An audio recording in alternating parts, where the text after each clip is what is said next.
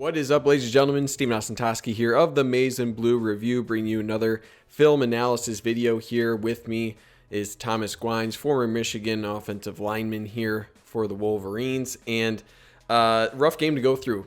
We got a few plays here, but Michigan drops the Orange Bowl here to Georgia 34-11 in a pretty dominating fashion. Outplayed just in pretty much every facet of the game. Thomas, before we dive into the plays here, give me your initial thoughts from this this beatdown from the Bulldogs of Georgia. Yeah, I definitely feel like there was a clear disparity when it comes to the overall talent pool, if you will, across the board. There were definitely some interesting situations schematically when Georgia's got one of their, speedy running backs out on the edge, and we're kind of caught with our pants down, so to speak, having our linebacker having to cover that level of athlete with that amount of space definitely put us behind the eight ball. The one thing I will say is this, though: for the score to be what it was, for the game to have gone how it went, I don't feel like we just gave up. I do feel like the Wolverines did continue to fight, that our guys continued to compete. And for me, that was important. Obviously, it was hoping to see a more competitive game on the scoreboard, but at least our mindset wasn't one of defeat. It wasn't one of us conceding this game. We still went out there, tried to put our best foot forward. But again, I just feel like we were outgunned in this game. So hopefully this success that we've had this season will be advantageous for us with the recruiting season coming up, us locking in some, top flight kids, and then kind of seeing what happens with our coaching staff now, as there's a little bit of movement that's been taking place. So I've said it time and time again, we've done a relatively good job, in my opinion, as far as getting, at least on paper, these top tier high school kids coming in. I feel like we fell short in years past as far as developing this talent that we were bringing in. So I thought we did a really good job this year with our assistant coaches. Our assistant coaches did a great job as far as getting them prepared. But now, after the season, obviously, one of our sayings back when I played: when you win, everybody eats. There's enough for everybody. So obviously, that means the same thing for assistant coaches as well.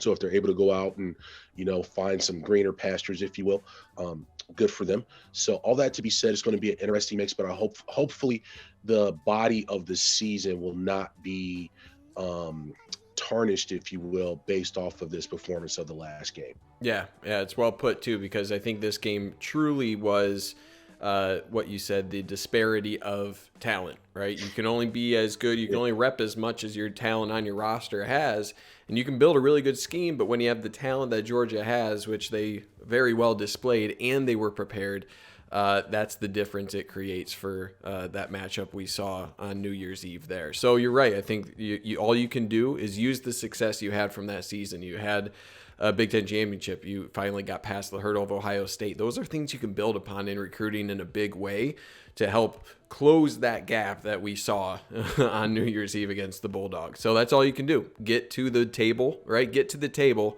As you said, everybody eats, but you got to be at the table before people can eat. Now we're at that table. Now it's time for dinner, and got to bring in the boys who can get that done. So I think, like you said, they're on a good path. Still some things to figure out with the coaching staff and what's going to happen in the next few days. I'm sure we'll get some information here, but yeah, it's gonna be interesting to watch. And let's just dive into some of these plays here. I think we got 4 plays to really dive into what happened against the Bulldogs. So let's get into it. Let's get after it. Not come down with the team. Reports it was COVID, but number 30, key safety for the Wolverines, is in there. On first and goal, Bennett to Bowers, and Brock Bowers.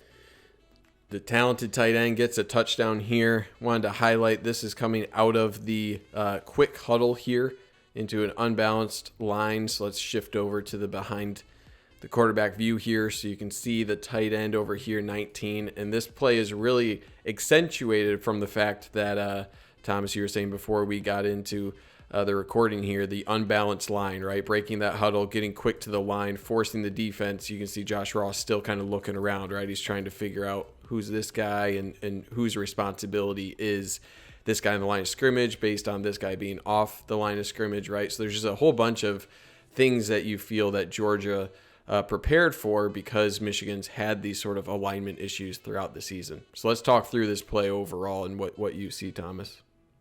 Yeah, so again, as you alluded to, as we were talking about, go back to the Michigan State game where oftentimes when Michigan State or any team towards the latter part of the year were coming out of the huddle quickly, we always seem to be a little bit discombobulated as far as our recognition as to what was going on.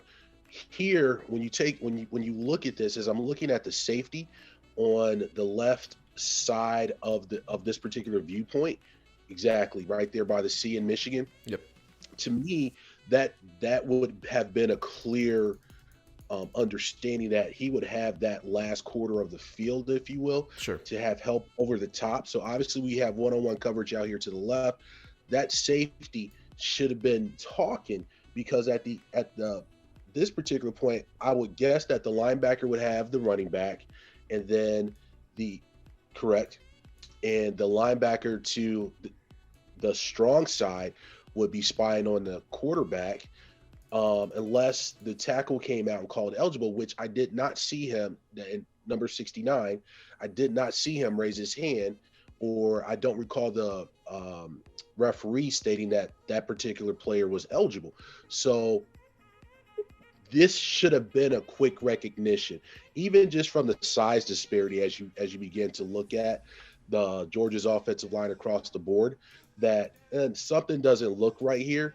So Georgia did a really good job as far as taking what Michigan has had issues with throughout the year, towards the latter half of the year, as far as being able to get set quickly, especially coming out of a quick snap. So the defensive end, you want to set the post, but at the same time, and this is great ball fake right here. Look at the mesh between the running back and the quarterback here. So that's going to freeze that defensive end. He's watching, trying to set the fence post, but because we got guys already looking in the backfield, where's everybody's body language leaning? It's to the backfield. You're thinking they're going to run it strong side where they have the extra offensive lineman, which does what?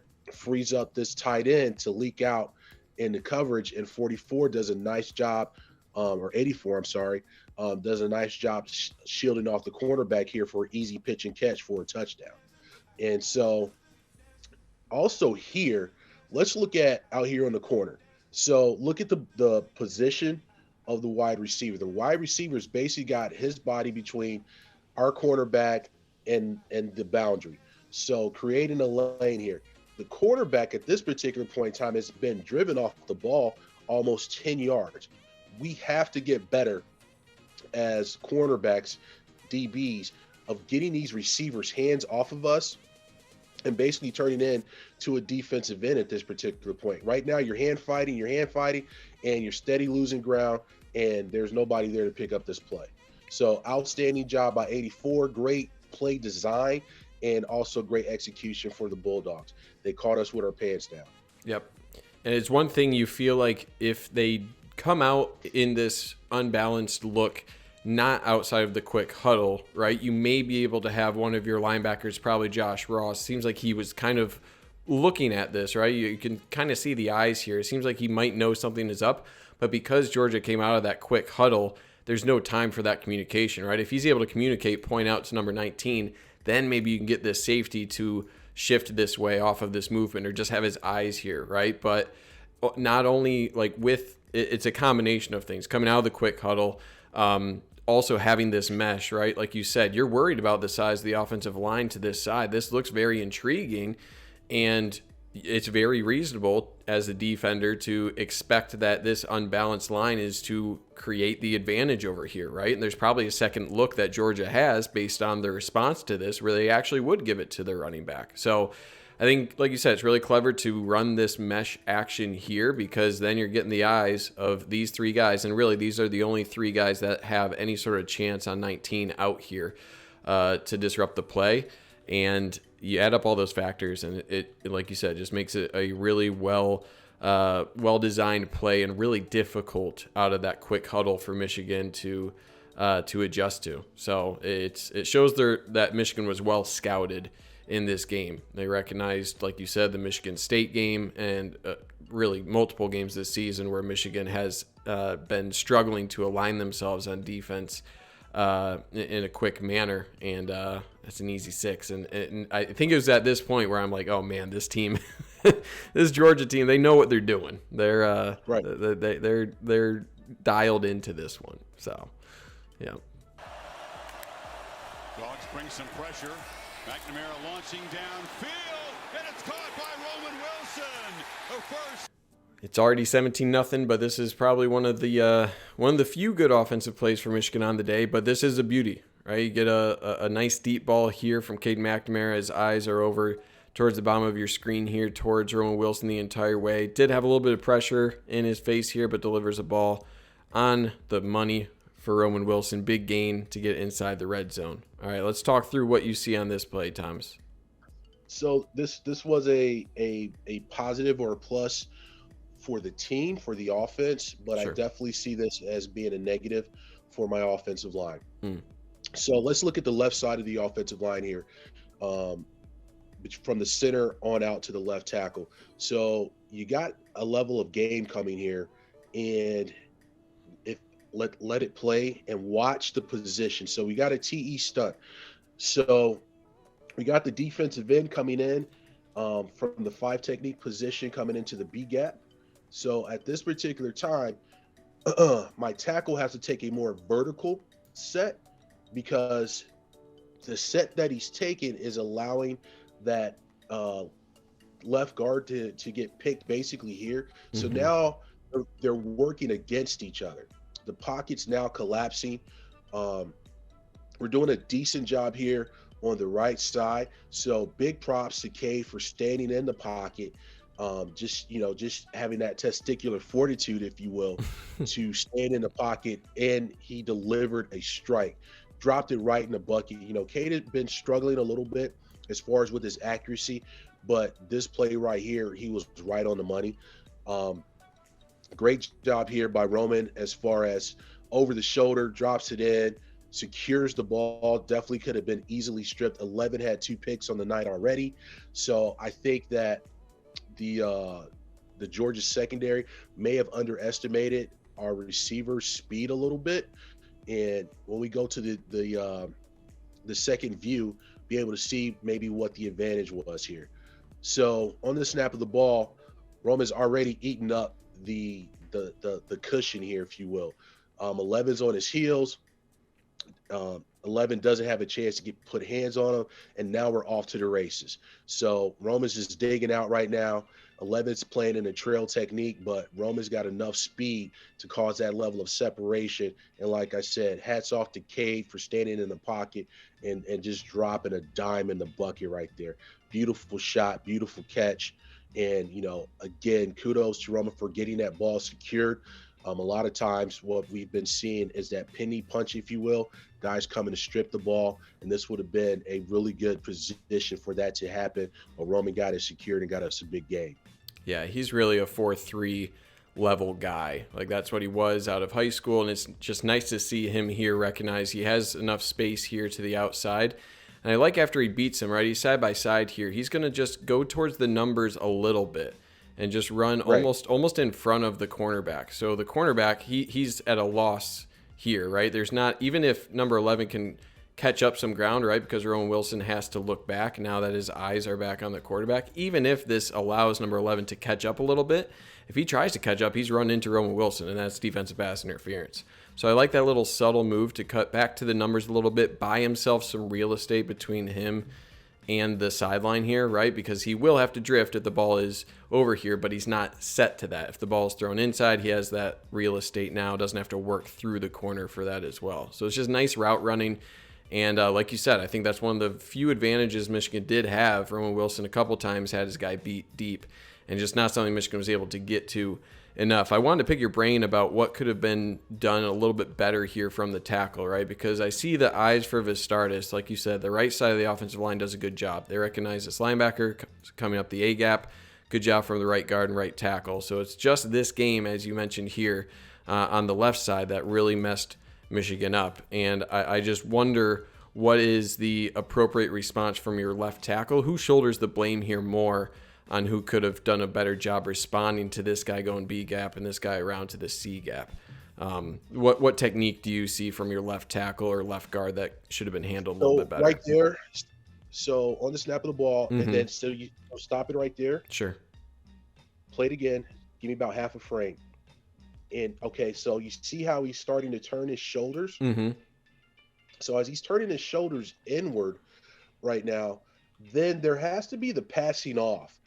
So because there hasn't been any contact that has taken place between either the offense or the defensive line, we have to stay in proximity with each other. So the tackle, as I said before, needs to set more vertically, and so that allows everything to happen in front of him. Got it. Where he's aiming at now, he's coming back into the action, and because of the fact that the guard hasn't passed anything off yet, look at the guard's head, and now everything's starting to catch the guard into that outside shoulder. Sure. Right? So at that particular time, if the tackle would have been vertical, he would have been able to seal that. There would have been a tighter mesh between the guard and the tackle. Got it. And then hopefully giving that guard a little bit more time to reset his feet to get more in front of the 5 technique or the end. Yep. And then obviously we have the looping 3 technique, which would have been an easy pickup for the tackle. Sure. Yeah. As soon as that 5 technique here, as soon as he gets right between them, right, just force a dependency on the inside shoulder of this guy, outside shoulder of your left guard. As soon as that guy shoots that, and it becomes dependent for both of those guys to have their either inside shoulder for their tackle, outside shoulder for the guard. As soon as you necessitate both of them to be engaged there, then it just seems like that's just a win. That's all you need, because neither guy can disengage here to pick up that looping 3 tech. So yeah, I mean it seems more fortunate than anything else, right? Yeah. Right. Definitely, we're just fortunate on here just based off pass protection. And that's why when I was looking at the play, it's a positive for the team and negative for the offensive line. But again, we got to go back to pre-snap looks. And so as that guard, watch the 3 technique when the 3 technique stands up. He's not engaging. Yeah.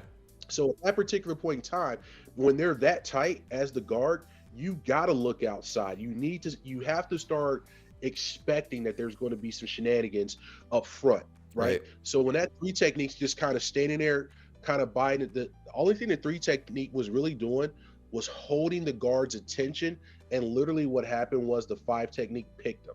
Right. He picked him on his left shoulder, and now the guard and the tackle are not in concert, which, as you see right here, they're working against each other at this point. Yep. So the only good thing from this was it wasn't a total jailbreak. Sure. But, you know, we lucked up. Cade stood in there like a man and just delivered a dime. Yep. He faked the reverse, and he's swarmed by Dean. And I believe this is very next play here. Fake the reverse here. Good call on the backside here with the slant and blitz from 17. Long developing play action pass. Bad block from tight end plus the looping 17 there, and you get a huge, 11-yard sack there. So bummer. As soon as you get into the red zone, a little bit of life, and this is the first play. All right, let's go through it. Thomas, what do you see on this play? So let's go back to the right before the snap of the ball. Yep. So as I'm looking at 84 here, right? And you see the alignment of the defender. He's already peeking in. And when you hit play, watch the inside foot and watch the angle of 84's inside foot and how long it stays in the air. Yep. Even at slow motion, this right now, you're in a catch position, right? When you see this guy coming here, 84 has to get his helmet in front of this defender right here. And upon getting the helmet in front, you then turn it into a drive block. What we have here was, I don't know, other than him just catching and opening up his hips and his shoulders. He's getting beat to the inside. As you said before, this is a long developing play. and everything taking place in the backfield. Again, Georgia's bringing one of those exotic blitzes with 17 coming around the corner. Again, this is no different than what we saw before, reference them having the TE stunt. All they're doing right now is slanting the 3 technique and the 5 technique, and then replacing the 5 technique with 17, still giving them lane security. So they have all their lanes covered, but the development of this play and the fact that we got beat so quickly in the backfield just really crushes. And honestly, this was one of those, really disheartening things. It kind of just was epitomized how the night went for the Wolverines. We struggle, we get something good, we get a little bit of light, and now we're back to struggling again. Sure. So, again, hats off to the defensive coordinator for the Bulldogs. These were some of the things in which I had been talking about all year was, in my opinion, the deficiencies within our tight ends' ability to block. Tight ends do, a pretty good job as far as catching the ball and being receivers, but I would definitely like us to tighten up our blocking technique when it comes to our tight end play. Yeah. And I think you're right about that first step. You compare that to the right tackle, right? Right now, your right tackle here, or I'm sorry, your left tackle. Your left tackle's right foot here. He's already stepped here, and you're still releasing that right foot from the ground at that point. Right. So at the point 76, boom, there's that step to get across a little bit. 84 is still raising that foot. So he's laid off the snap, and that foot's taking a while to get across. So that doesn't set himself up for success right away. And then even that second and third step, like you said, helmet placement's wrong, and now your hips are open and you're in trouble. And even with that, right, even if 84 is able to get his head across, maintain, maybe just wash him down the line a little bit, it might not even still work out because of just a well-called blitz here around the outside. But then maybe you would have a chance for McNamara to escape, right? Say this guy isn't here. Maybe he's closer to the line of scrimmage and you got 84 still pushing him. Then maybe McNamara can feel this and maybe try to escape this way. But even so, 17 here poses quite the threat. And it seems like with how quick McNamara would have had to get the ball out, right? This is a deeper developing kind of a post route here. And you have this kind of fade route from Sainristil.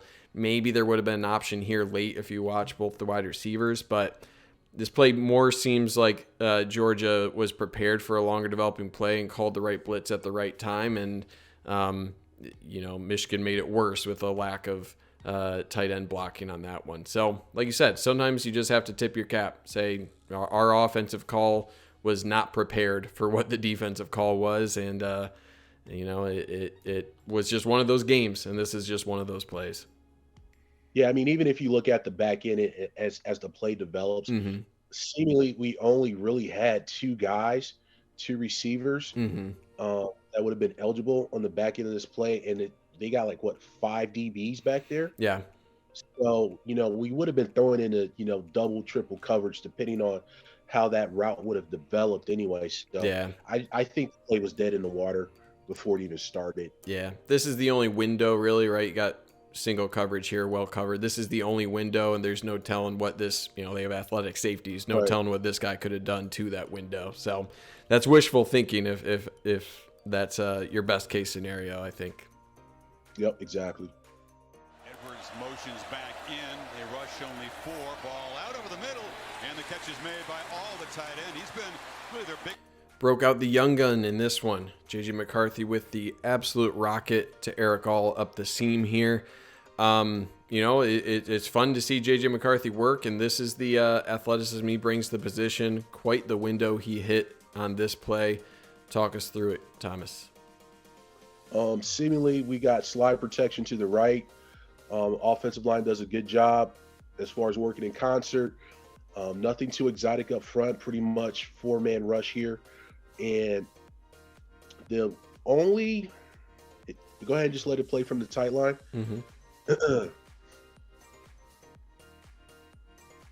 We got a clean pocket. Obviously, I would have liked to have seen 77 and 68, shut that down a little bit sooner. Give JJ a little bit more of an opportunity to step up into the throw. But as you led into this clip, young gun, this kid's got a gun for an arm. Um, a lot of that to me was just arm strength. Yeah. Even when you look at JJ's mechanics as he's coming through, because of the fact that 77 and 68 are now in close proximity, doesn't really allow JJ to really step into his throw. But that goes to show you a little bit more the elite talent level and quarterback skill set that this kid has to be able to zip this ball into, as we can see here, damn near triple coverage.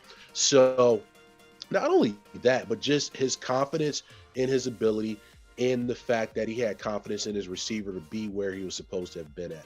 So again, this was one of the few bright spots of this game. But as we talked about earlier, being able to build on this shows that, yes, we may not have been able to play the whole game with you guys, but we do have the capability to play with you guys. And once we get some more key figures to solidify some positions, I think we'll definitely be on the right track. Yeah. And it's one of those things where it's like, you always want to have a quarterback capable of making that throw. You mentioned the triple coverage, right? You can draw a triangle right here, and the window that you have right here is, there's not a whole lot of room for error. When you got a guy who can zip it in that's great to have. One additional thing, right? You have on the backside here, you have a dig route here across the middle. One thing that I think in offseason will do really well for JJ McCarthy, because he's still a true freshman, right? Lots of area to grow. This defensive back, he was expecting the wheel out of the backfield from Donovan Edwards, right? And because Donovan Edwards instead cut this up, and because of the body language here of your linebacker, right? This is forming this triangle that we see here that's defending the seam here. So I question, wouldn't reading over here, right? Reading right here, seeing the body language here, that possibly opens up this dig route a little bit more. Possibly recognizing this guy's reaction to what he thought was going to be a wheel, right? And having Donovan Edwards here. These may be better options. And I think the main hope is that with an offseason, he can utilize the ability with his arm strength, right, to hit this seam, but then he can get a little bit more comfortable reading the body language of this and what that impact does on a dig route, or understanding this guy's response all game to potential wheel route, the threat that Donovan Edwards has, and how that'll open up this a little bit more, right? So it's great to have a guy with the tools. It's just a matter of getting those tools up to speed, kind of to McNamara's level of being able to read the defense and react accordingly. So I think it's just a marrying of those two skill sets in my head. So refining of the skill set. But so look at JJ's body language. Mm-hmm. When I watched this play, I really feel like everything was already predetermined. Sure. JJ pretty much knew where he was going with the ball. See his head? His head never came back to the left. Right. He had a quick glance to a quick glance to the left, but after that, everything was downfield and or to the right. So with that being said, obviously, you have peripheral vision and all of that, but I think JJ was predetermined where he wanted to go in this particular scenario. But your point does hold weight, that if he could have got the ball to Edwards here, when we had possibly a slightly bigger game, who knows? I definitely think getting the ball to Edwards would have been the safer play. Sure. But this right here, as they say, he who dares wins. We definitely got a good chunk play here. Definitely good to find something to try to build on, something to be positive about. And I think this was one of those plays. Yeah. And I think a key consideration, if this is a, red shirt sophomore making this throw, then you're like, well, how much more can he really grow to then kind of read those certain aspects, right? Reading the body language of a linebacker, or understanding, maybe I should throw to the running back out of the backfield. If it's a true freshman making this throw, then it's like, wow, we already have this level of arm talent. There's a lot more room to grow from a mental standpoint, from a comfortability of, not telegraphing the throw. Because like you said, it seemed like his eyes went first here a little bit. He probably saw this guy vacating, so then he shifted here, and then he's looking here, right? And he's kind of forming this triangle, saying, okay, do I have a window there? And he did, and he delivered. So I think a big part for me is this is a true freshman, right? Maybe telegraphing a throw a little bit.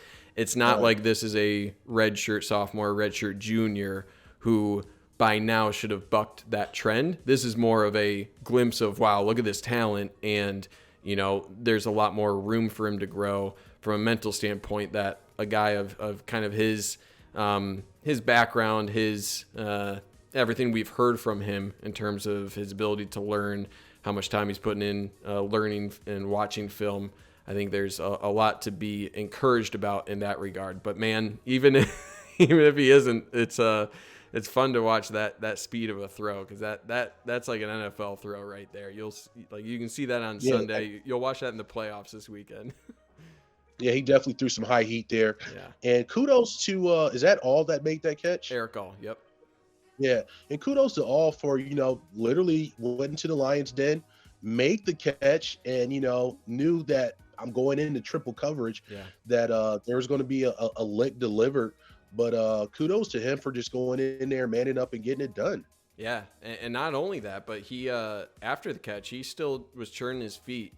Boom, makes the catch, absorbs the contact, and then he's keep driving. He drives for an extra yard or two, and that's that can make a difference. Not obviously in this game, but I think it speaks to your point earlier about this game was well out of hand at this point, and guys were still fighting. And that's a guy when he's a veteran in the room, and to have a guy do that speaks volumes about this team, not quitting, even though the game was out of hand. They're still fighting, and they're still playing with a lot of enthusiasm and ensuring that they're making the most of their opportunity on the field. Exactly right. And, what more can you ask, at this particular point in time? As we said, the battle pretty much had been lost, but we still got guys out there, shooting their shot, so to speak, and still playing the game how it's supposed to have been played, trying to represent not only, themselves, but the university, their team, this brotherhood. That speaks volumes to the individual and their character, but then that speaks volumes to the overall character of this football team and what these guys were about this year. So, they came out and they showed that they were playing for each other. They were playing for the university, and they were playing for the old guys like myself. They were playing for the new kids that we're trying to bring in, because like I said, this is a new era of football right now, and if you don't have the capabilities to recruit with the best of them, and kids these days, they want to go to the instant winners. So we have to be able to be able to send our coaches into these kids' house, look these kids in the face, look their parents in the face, and tell them that if your son comes to the University of Michigan, they will be competing for national championships. So hopefully this is just the first step in a myriad of steps that are going to be taking place in upcoming years, with us being in the hunt and being part of this national conversation, and continuing to start to bring back that top tier talent to Ann Arbor. Absolutely. All right, and that will do it for this episode of Film Analysis with Thomas Guynes here. Thomas, I appreciate you joining me on this journey of analysis we did this season. I know you joined the team late here, but the insight you have has really provided a different layer and elevated the work that I've done on these sort of videos. So appreciate you joining me for a few games this season, and I hope we can continue it on into next season and for bigger and better things from this channel, from these videos, and for the Michigan Wolverines overall. So once again, thanks for joining, man. No, definitely appreciate you bringing me in. This is a joy, an honor to be a part of. I think you do a fabulous job. Hopefully what we're doing gives a little bit more insight to the fan base, be it the more learned individual or just the casual fan, that they're able to see more of the idiosyncrasies and subtle nuances that take place on the field, and make people a more educated fan and observer of the game, and hopefully that allows them to enjoy the game a little bit more. So definitely looking forward to us linking up next year, getting ready for another awesome Michigan Wolverines football season. Hopefully we'll be back in Indianapolis. That's where the Big Ten Championship is going to be played at, and continue to build on the groundwork that's been laid this year.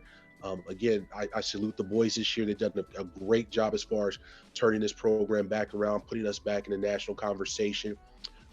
Hats off to the coaching staff, and it's going to be real interesting these next couple of weeks to see what happens with our coaching staff.